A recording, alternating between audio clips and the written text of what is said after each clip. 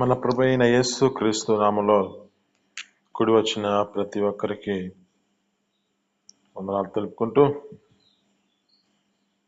దేవుని యొక్క పరిశుద్ధ గ్రంథంలో నుంచి ప్రత్యేకమైన మాటలు మనం చదువుకుంటూ వాటిని మనం ధ్యానం చేసుకుందాం. రోమీలకు రాసిన పత్రిక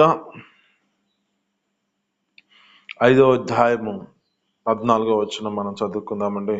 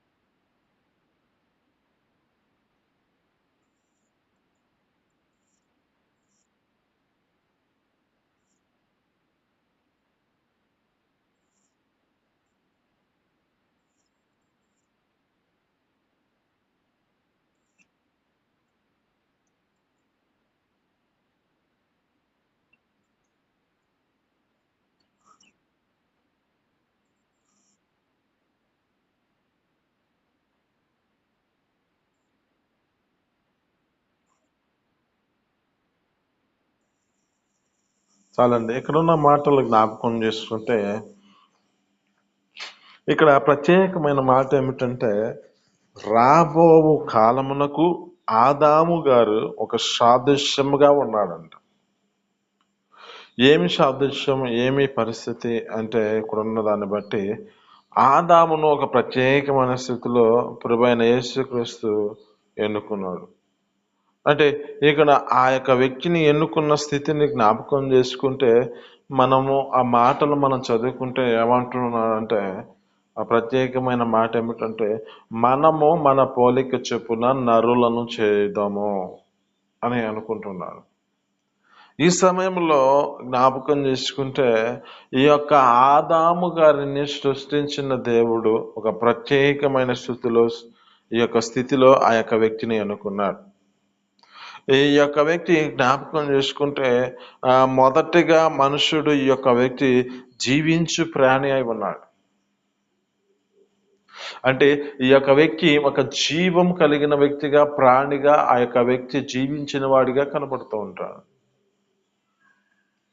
అయితే ఈ యొక్క జీవించు ప్రాణి అయిన ఈ యొక్క వ్యక్తి ఈ యొక్క అవిధేయతను కలిగిన వాడే తన యొక్క స్థితిని బట్టి ఈ లోకంలోనికి పాపాన్ని తీసుకొచ్చిన పరిస్థితి ఉన్నది. అందువలన మరలా ఒక వ్యక్తిగా మన ప్రభువైన యేసుక్రీస్తు కడపటి ఆదాముగా ఈ భూమి మీదకి వచ్చిన వాడిగా కనపడుతూ ఉంటాడు. అంటే ఈ యొక్క వ్యక్తి ఏమో జీవింపచేయు ఆత్మ కలిగిన వాడిగా ఉన్న వ్యక్తి. ఒకటి జీవించు ప్రాణి అయి ఉన్న ఆదాముగా కనబడుతున్న వ్యక్తిగా కనపడుతూ ఉన్నాడు. రెండు, ఇక్కడ ప్రభువైన యేసుక్రీస్తు జీవింపచేయు ఆత్మ కలిగిన వాడిగా కనబడుతూ ఉన్నట్టుగా కనబడుతూ ఉంటుంది. ఇక్కడ ఈ యొక్క ఇద్దరు ఈ యొక్క ప్రతినిధులు మన ప్రభువైన యేసుక్రీస్తు మనకు ఒక మాదిరి, ఈ యొక్క ఆదాము గారు ఒక మాదిరి. ఈ వీరిద్దరు మనం జ్ఞాపకం చేసుకుంటే మనకి వీరిద్దరు ద్వారా ఒక ఒక ఒక విధమైన మన స్థితిలను బట్టి గుర్తు చేస్తున్న మాటలు ఏమిటంటే, ఒక వ్యక్తి వలన మరణం వచ్చింది లోకంలోనికి. ఒక వ్యక్తి ద్వారా ఈ యొక్క మనిషికి ఒక జీవము అనుగ్రహించబడింది. అంటే ప్రభువైన యేసుక్రీస్తు నడిపించబడిన నడకను బట్టి ఈ లోకంలోనికి ఒక నిత్య జీవం, పరలోక రాజ్యం మనకి సమీపించడానికై ఆ యొక్క నిత్యం మనం బ్రతికించబడినట్లుగా ఆ నిత్య జీవాన్ని మనకి ప్రభువైన యేసుక్రీస్తు ఇచ్చాడు. అయితే ఈ యొక్క ఆదాముగా సృష్టించబడిన వాడేమో లోకములో మనుషుల జీవితాలలో శాపకరమైన పరిస్థితికి, ఈ యొక్క మరణకరమైన పరిస్థితికి తీసుకొచ్చిన పరిస్థితి కనబడుతుంది. అయితే వీటిలో మనం జ్ఞాపకం చేసుకుంటే ఆదాము ద్వారా మరణం వచ్చింది. అతడు చేసిన అతిక్రమము ఈ లోకమంతటా పాపము చేత మనుషుల యొక్క జీవితాలలో ఏలుబడి చేస్తున్న పరిస్థితులు కనబడుతున్నప్పుడు ప్రభు అయిన యేసుక్రీస్తు ఆయన మన కొరకు తన యొక్క స్థితిని బట్టి ఆ సింహాసనాన్ని విడిచిపెట్టేసి భూమి మీదకి వచ్చి తన నీతి క్రియల ద్వారా ఆయన చేసిన ఆ నీతి ద్వారా మనకి అందరికీ ఏమి కలిగింది అంటే ఒక జీవం. క్రీస్తు ద్వారా మన జీవితాలలో ఆయన జీవాన్ని మనకు అనుగ్రహించి మనల్ని ఆయన ఎదుట మనల్ని బ్రతికించిన వాడిగా కనబడుతున్నది. ఆదామునందు ఎలాగూ అందరూ మృతులైపోతిరో అలాగే క్రీస్తు నందు ప్రభైన యేసుక్రీస్తు నందు అందరూ బ్రతికించబడినట్లుగా ప్రభైన యేసుక్రీస్తు భూమి మీదకి వచ్చాడు. అయితే ఇక్కడున్న మాటలు మనం నేర్చుకుంటే, ఇక్కడున్న మాటల్లో చాలా జాగ్రత్తగా గమనిస్తే, ఆయన కానీ మనకి ఒక సాదృశ్యముగా లేని పరిస్థితిలో ఉంటే మనిషి ఏ విధమైన స్థితిలోకి వెళ్ళిపోయేవారేమో. ఈయన కానీ మన జీవితాలలో లేకపోతే మన యొక్క పరిస్థితి ఏ పరిస్థితిలో ఉండేదంటే ఆ మరణ బంధకాలలో మనం బంధించబడిన వారిగా మార్చబడిన పరిస్థితి ఉంటుంది. దాని నుంచి విముక్తి పొందే పరిస్థితి ఉండేది కాదు. దాని నుంచి విడుదల పొందుకునే స్థితిలో ఉండేవాళ్ళం కాదు. కానీ ఇక్కడ ప్రత్యేకమైన మాట ఏమిటంటే ఈయన మనకు ఒక సాదృశ్యమై ఉన్నాడు. ప్రభువైన యేసుక్రీస్తు సాదృశ్యమై ఇక్కడ మొదటిగా సృష్టిపడబడిన ఆదాము గారు మనకు ఒక సాదృశ్యమై ఉన్నాడు. అయితే వీరిలో ప్రత్యేకమైన స్థితి ఏమిటంటే ఒక వ్యక్తి ద్వారా మరణం వచ్చింది, ఒక వ్యక్తి ద్వారా జీవము ఆ నిత్య జీవము కలిగినట్లుగా కలిగింది. అయితే ఇక్కడ ఉన్న మాటల్లో మనం జ్ఞాపకం చేసుకుంటే ఈ యొక్క గాఢ నిద్ర ఆ యొక్క వ్యక్తికి కలగచేసిన పరిస్థితి కనబడుతూ ఉంది. ఆదాము గారికి ఒక గాఢ నిద్ర కలగచేసి తనలో ఒక ఎముకగా సృష్టించబడిన అవ్వగారిని ఆ యొక్క సృష్టించిన ఆ యొక్క స్థితి కనబడుతోంది. అయితే ఇక్కడ క్రీస్తు మరణములో జ్ఞాపకం చేసుకుంటే ఈ సంఘాన్ని జన్మించడానికై క్రీస్తు మరణమే గాఢ నిద్రలోకి వెళ్ళిపోయిన వాడిగా కనబడుతున్నాడు. అంటే ప్రభువైన యేసుక్రీస్తు మన కొరకు చనిపోయిన వాడిగా, ఒక నిద్రించిన వాడిగా కనబడుతుంది. ఈ నిద్రించటకు కారణం ఏమిటి అంటే సంఘాన్ని జన్మించడానికి, సంఘాన్ని నిర్మించడానికి ప్రభువైన యేసుక్రీస్తు మరణించిన పరిస్థితి, అంటే నిద్రించిన పరిస్థితి కనబడుతుంది.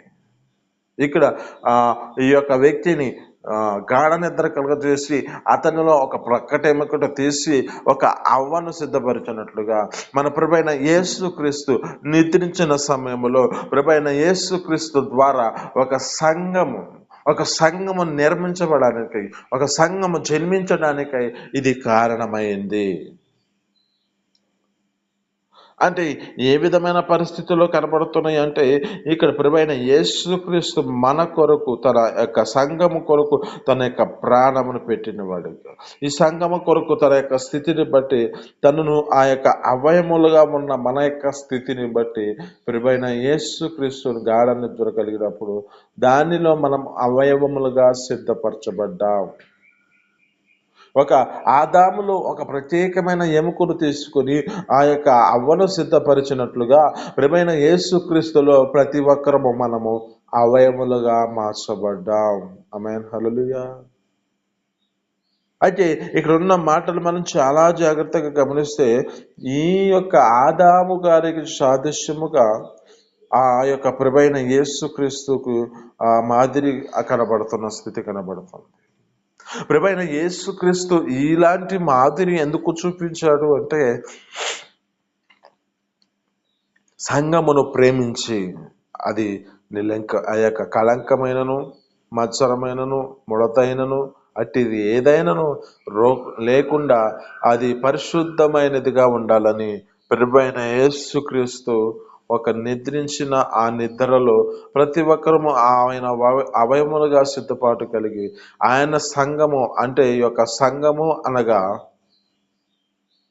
ఈ సంఘము అనగా ఒక నిదర్శనముగా ఏమి సిద్ధపాటు కలిగి ఉన్నది అంటే ఒక స్త్రీగా. అంటే ఈ స్త్రీ ఎవరి నుంచి ఏర్పరచబడినది అంటే ప్రభువైన యేసు క్రీస్తు నుంచి ఒక అవయముగా మనం మార్చబడ్డాం. ఇక్కడ ఆదాములో పక్కటెముకను తీసి అవను సిద్ధపరిచినట్లుగా ఆ యొక్క ప్రభువైన యేసు క్రీస్తులో మన జీవితాలు ప్రతి ఒక్కరము ఆయన అవయములుగా సిద్ధపాటు కలిగి ఉన్న ఒక స్త్రీ అంటే సంఘము అనగా ఈ యొక్క స్త్రీ అంటే ఈ స్త్రీగా మనం ఏర్పరచబడిన వారంగా మనం ఉన్నాం. అయితే ఇక్కడ ఒక నిదర్శనం ఏమిటంటే మనము ఏం చేయాలి అంటే ఆయనకు సహకారిగా, ఆయనకు మనము తోడ్పడేవారిగా, ఆయనకి మనము సహకరించేవారిగా మనం మార్చబడాలి. ఇక్కడ సిద్ధపాటు కలిగి ఉన్నది ఎందుకు? ఆదాము ద్వారా ఆదాముకి ఒక ప్రత్యేకమైన స్థితిలో అవను సిద్ధపరిచింది ఎందుకు?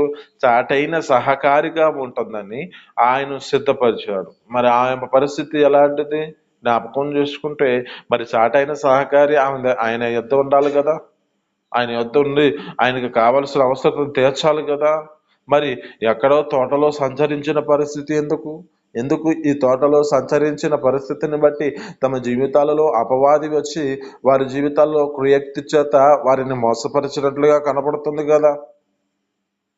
అంటే మన జీవితాల్లో కూడా మన ప్రభువైన యేసుక్రీస్తు మనల్ని ప్రత్యేకంగా ఏర్పరచుకున్న ఏర్పాటులో మనము నిలిచి ఉండకుండా సంచరిస్తూ ఉన్న సమయం కలుగుతుంది మన జీవితాలలో. ఎప్పుడైతే ఒంటరిగా నీ జీవితము దేవుని విడిచిపెట్టి తిరుగుతున్న పరిస్థితి ఉంటుందో అప్పుడు నీవు అపవాది చేతికి చిక్కవలసిన పరిస్థితి ఉంటుంది. ఒక అవ్వ ఏ విధంగా తన జీవితంలో ఇది నిజమా సందేహంతో తన జీవితంలో ఒక ఇత్తనం వేసిందో, అలాగే మనం దేవుని విడిచిపెట్టినాక లోకములో ఉన్నవారు అంటారు, నీతో మాట్లాడతారు, ఇది నిజమా అనే సందేహంతో పెట్టి నిన్ను లోకానుసార సంబంధమైన వాటిలోనికి నడిపించే పరిస్థితి వస్తుంది. ఇక్కడ ఉన్న మాట జ్ఞాపకం చేసుకుంటే ఏమంటుంది అంటే, వారితో ఏమంటున్నాడు, మీ కన్నులు తెరవబడతాయి, మీరు దేవతలాలే మార్చబడతారు, మీకు ఏం కాదు అని చెప్పి ఈ యొక్క సర్పం కుయుక్తి చేత వారిని మోసపరిచింది. ఆ మోసములో వారి జీవితాలు నడిపించవలసిన పరిస్థితి వచ్చింది.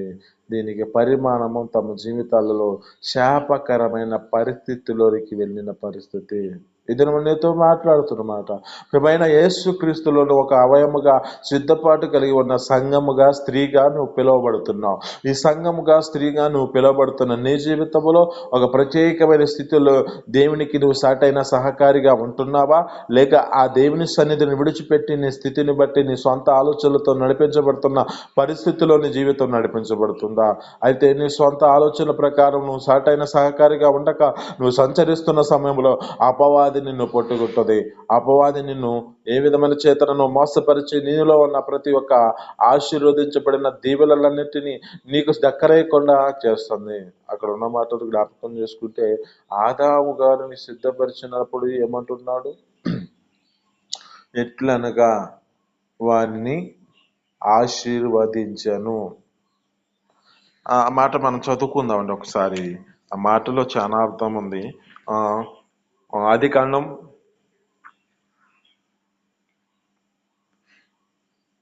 1వ అధ్యాయము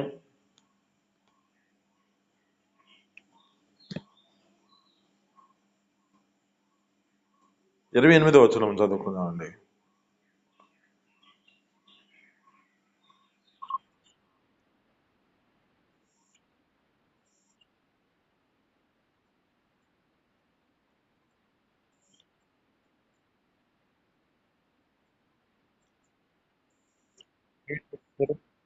ఇరవై ఎనిమిది అండి.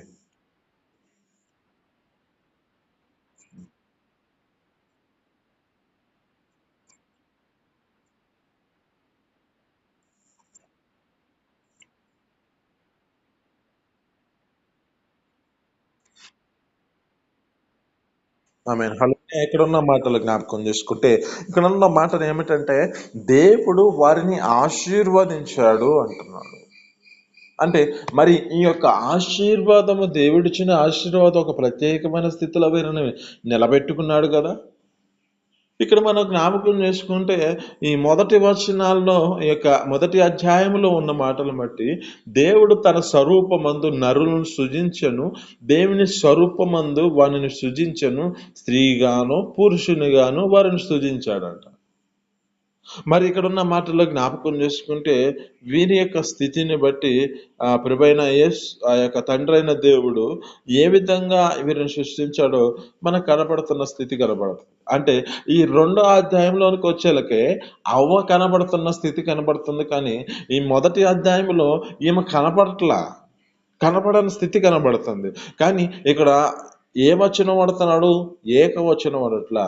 దేవుడు ఆయనను ఆశీర్వదించను అనే మాట లేదు ఇక్కడ. దేవుడు వారిని ఆశీర్వదించను అంటుంది. అంటే ఇక్కడ ఇద్దరు ఉన్నారు, స్త్రీగాను పురుషునిగాను వారిని సృజించను. అంటే 27 వచనంలో ఉన్న మాట అది. తన స్వరూపమందు నరును సృజించి దేవుని స్వరూపమందు వారిని సృజించను అని చెబుతూ స్త్రీనిగాను పురుషునిగాను వారిని సృజించను అంటున్నాడు. అంటే ఇక్కడ ఉన్న మాటను బట్టి ఇద్దరుగా ఆయన సృజించాడు. ఇద్దరుగా వారిని సృజించినప్పుడు వారిని ఫలించి అభివృద్ధి పొంది విస్తరించి భూమిని నిండించి దాన్ని జ్ఞానమని చెబుతూ ఉన్నాడు. అంటే ఒక ప్రత్యేకమైన ఆశీర్వాదం వీరిలో ఉంది. కానీ వీరికి ఏం కలిగింది అంటే వీరి యొక్క స్థితిని బట్టి స్వనీతి కలిగి సొంత ఆలోచన చేత ఇంకా అభివృద్ధి పొందాలి, ఇంకా ఆశీర్వదించబడాలి అనే ఆలోచన చేత తమ యొక్క జీవితాలను లోక సంబంధమైన వాటికి అప్పగించుకుంటున్న పరిస్థితులు ఉన్నాయి. ఇక్కడ అవ్వని సిద్ధపరిచింది సాటైన సహకారిగా ఉంటుందని.